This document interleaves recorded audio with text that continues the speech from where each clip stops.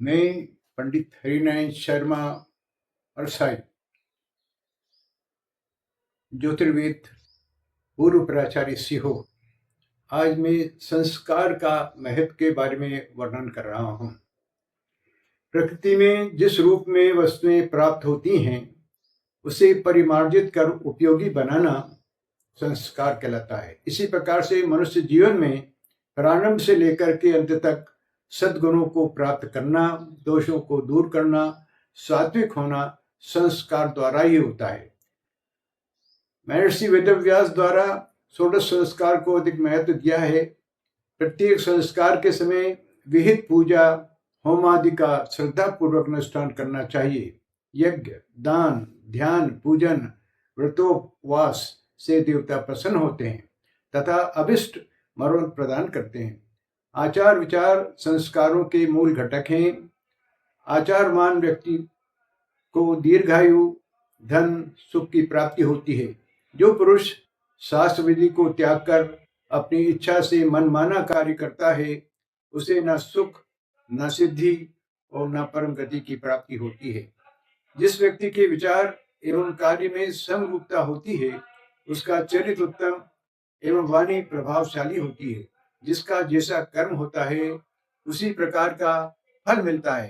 कहा गया है, कर्म प्रताप तो रंक न चावत, कर्म से छत्रपति नर होई। कर्म से पुत्र सुपुत्र कहावत, कर्म से और बड़ो नहीं कोई। कर्म घट्यो लंका पति रावण, सोने की लंका क्षण में खोई। एरे गुमान करे कहा मूर्ख, कर्म करे सो करे नहीं कोई। मनुष्यों को शास्त्रों के अनुसार ही कार्य करना चाहिए। एक प्रसंग मिलता है। एक समय स्वामी विवेकानंद जी ने अपने गुरु श्री रामकृष्ण परमहंस जी से प्रश्न किया कि मैंने उपनिषद, भगवत गीता तथा अन्य ग्रंथ भी पढ़े हैं, इनकी शिक्षाओं का प्रचार भी करता हूँ। क्या मुझे अब भी किसी संत या गुरु की आवश्यकता है? इस पर परमहंस जी कुछ नहीं बोले। कुछ समय बाद उन्होंने एक लिफाफा विवेकानंद जी को दिया और कहा, इसको नजदीक के गांव में दे आओ। गांव तक जाने के लिए नहर पार करना पड़ता था। विवेकानंद जी ने नाव में बैठे। नाविक ने पूछा, कहाँ चलना है? विवेकानंद जी ने लिफाफा देखा, उस पर गांव का नाम नहीं था। नाविक से कहा, मैं अभी पूछकर आता हूँ। पुनः परमहंस जी के पास आए और कहा, लिफाफे पर गांव का नाम नहीं है। परमहंस जी ने कहा, यही तुम्हारे प्रश्न का उत्तर है। विवेकानंद जी कुछ समझ पाते इससे पूर्व रामकृष्ण जी ने कहा, तुम्हारे पास जाने का साधन नाव थी, तुम्हें कहाँ जाना है ये भी मालूम था, पर गांव का नाम नहीं होने के कारण तुम्हें वापस आना पड़ा। इसी प्रकार तुमने सभी शास्त्रों का अध्ययन किया है, परंतु उनका मर्म नहीं जाना। मुख्य उद्देश्य भी जानना चाहिए। जैसे महर्षि व्यास ने 18 पुराण रचे हैं, भक्ति मुक्ति के बारे में लिखा है, परंतु ये 2 वचन महत्वपूर्ण हैं। अष्टादश पुराणेषु व्यासस्य वचनम द्वयम्, परोपकारः पुण्यायो पापाय परपीडनम्। परोपकार पुण्य है, दूसरों को पीड़ा देना पाप है। इनको ध्यान में रखकर पुराण कथा श्रवण करोगे तो वास्तविक लाभ होगा। अतः मुख्य अर्थ के साथ भावार्थ को भी महत्व देना चाहिए। विवेकानंद जी ने उत्तिष्ठित जागृत प्राप्य वरान निबोधत, सृष्य धारा निष्ठा दुर्त्या दुर्गम पतस्तत् कवियो वदंती। इसका बहुत ही सरल अर्थ लिखा है, arise awake and stop not till the goal is reached. उठो और जागो,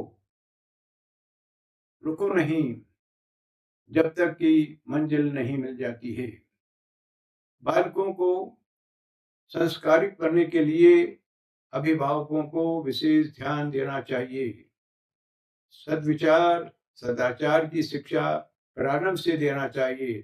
सत्य, धर्म पर चलना, बड़ों का सम्मान करना, सूर्योदय से पूर्व जागरण करना, सच्चरित सत्संग और शास्त्रों के नियम का पालन करना, ये अधिक उपयोगी है। प्रातः काल भगवान का स्मरण, सूर्य को अर्घ देना, रात्रि में शयन करते समय उत्तर दिशा की ओर मस्तक करके नहीं सोना चाहिए, क्योंकि ध्रुवाकर्षण के कारण अरिष्ट होता है। बालकों को चरित्रवान बने, सत्संग करें, मधुर वचन बोलें। प्रातः काल में सदाचार की प्रार्थना सभी को करना चाहिए। हे प्रभु आनंद दाता, ज्ञान हमको दीजिए, शीघ्र सारे दुर्गुणों को दूर हमसे कीजिए।